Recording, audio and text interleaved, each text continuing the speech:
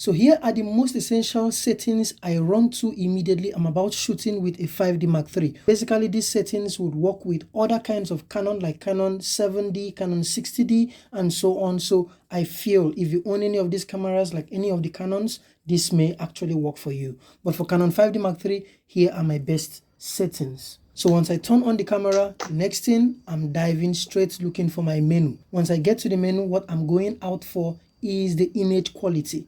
I adjust my image quality to whatever favors me best, if it's going to be raw or I want it lower than raw, and that depends on my editing tool, so I would choose it wisely. Once I'm done with that, I go straight looking for my white balance.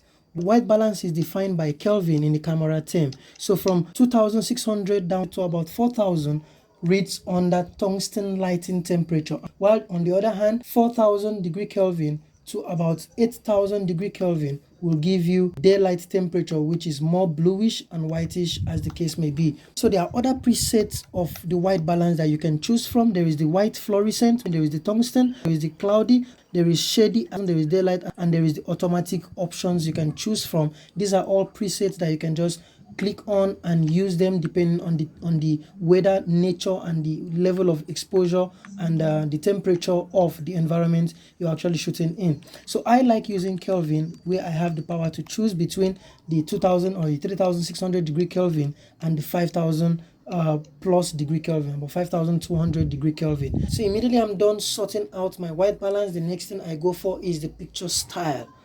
What is the picture style I want to work with? There I'm going to have to choose between the other presets. There are also presets here that you can choose from. There is the standard, there is the landscape, there is the neutral, and so on and so forth listed here.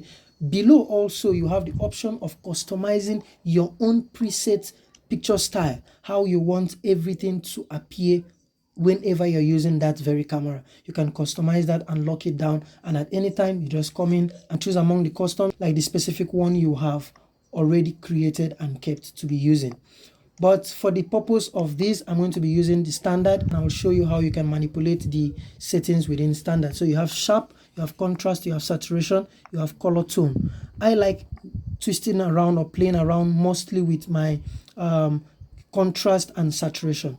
For sharpness, I basically will keep it at the middle. I don't like fiddling about it too much, because I don't want the picture to start looking over sharp or something like that, or under sharp. So I like adjusting my contrast and the saturation. And for contrast, I take it two step down.